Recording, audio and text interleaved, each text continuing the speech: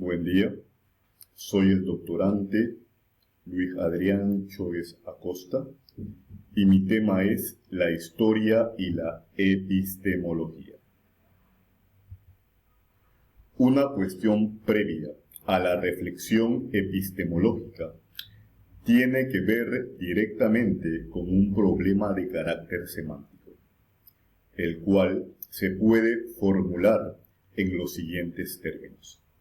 La palabra o voz historia designa primera y fundamentalmente un tipo o forma de conocimiento, o se refiere más bien a la realidad histórica misma o acontecer histórico. Señalemos de antemano que actualmente la palabra historia se emplea para designar ambos significados. En el caso específico del idioma español, la palabra historia ha conservado su raíz griega y su expresión latina. En este sentido, ha sido recogido por el Diccionario de la Lengua Española. La primera acepción de historia que aparece en él está reservada a la historia-conocimiento, donde indica que la historia es la narración y exposición de los acontecimientos pasados y dignos de memoria, sean públicos o privados. En otra acepción, aparece el término historia en su dimensión de historia-realidad.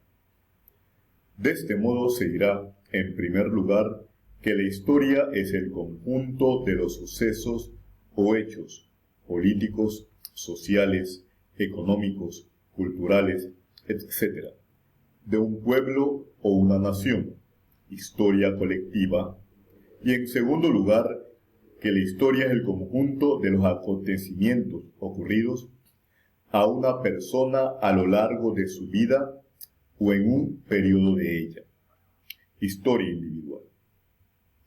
Es necesario rescatar la raíz griega de la noción de historia para la comprensión adecuada de la naturaleza de la misma.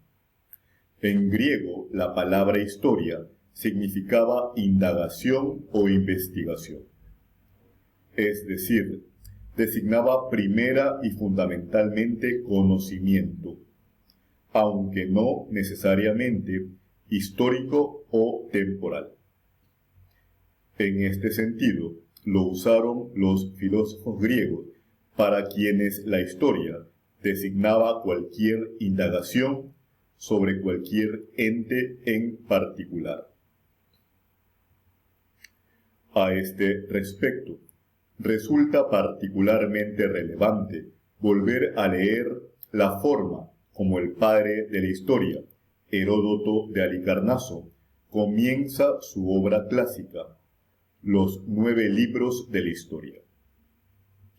Esta es la exposición de las investigaciones de Heródoto de Halicarnaso, para que no se desvanezcan con el tiempo los hechos de los hombres y para que no queden sin gloria grandes y maravillosas obras, así de los griegos como de los bárbaros, y sobre todo la causa por la que se hicieron guerra.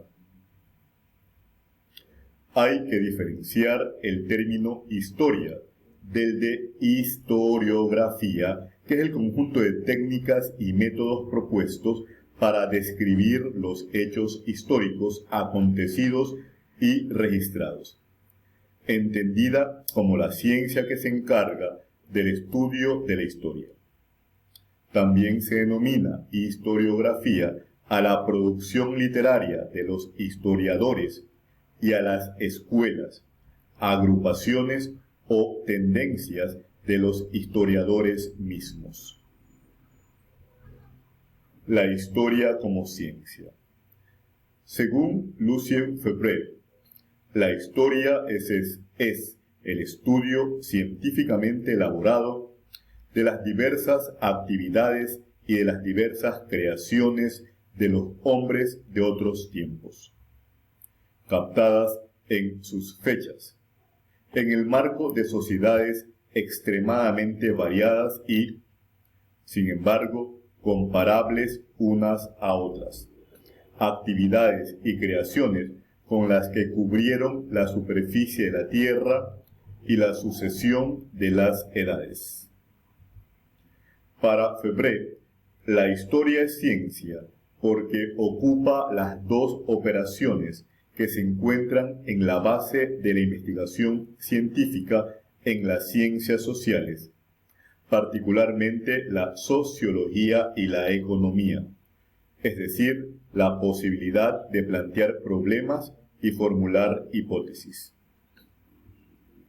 Siendo el determinismo la hipótesis filosófica necesaria e ineludible para trabajar en ciencia, debemos suponer que podemos encontrar leyes históricas y elaborar explicaciones. El que todas, entre comillas, las leyes históricas no tengan validez universal, atemporal y ageográfica, sino que funcionen para cierto contexto o bajo ciertos parámetros, carece de importancia.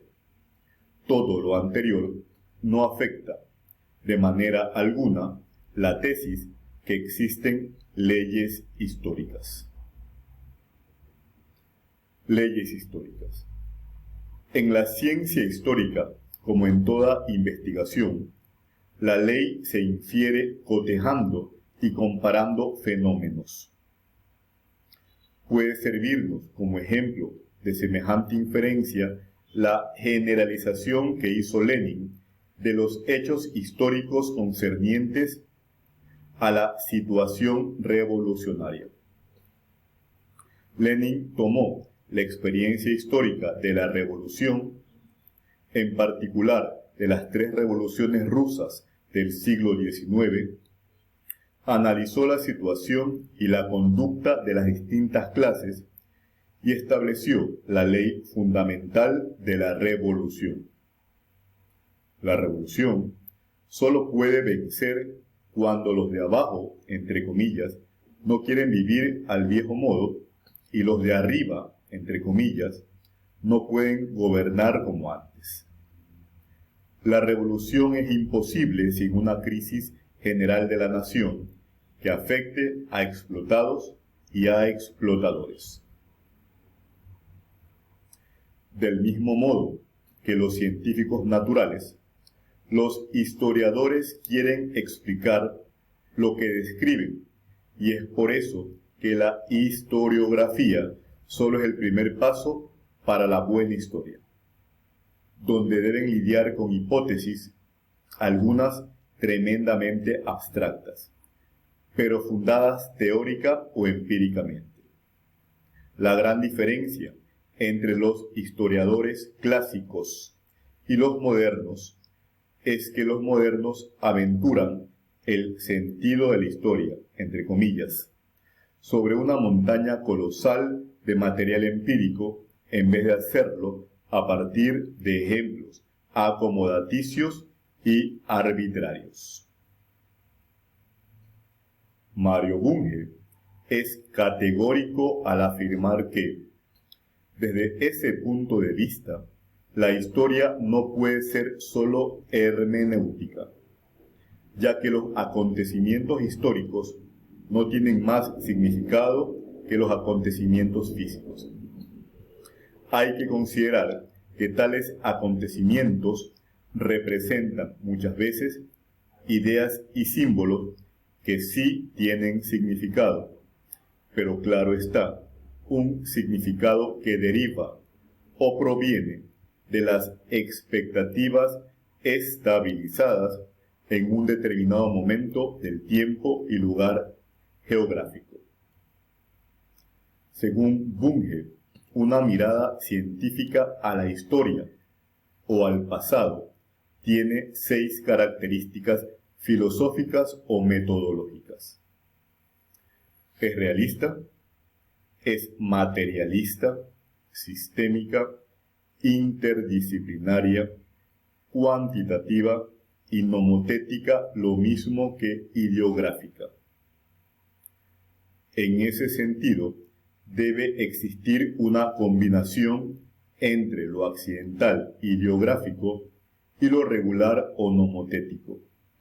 La historia es una ecuación entre ambas características y no puede ser de otro modo, debido a que, solo resaltando lo accidental, obtenemos mera historiografía y enfatizando solo lo regular, se transforma en sociología, ciencia política o economía. El método en historia. Según Hilbert, el método en historia tiene varios pasos.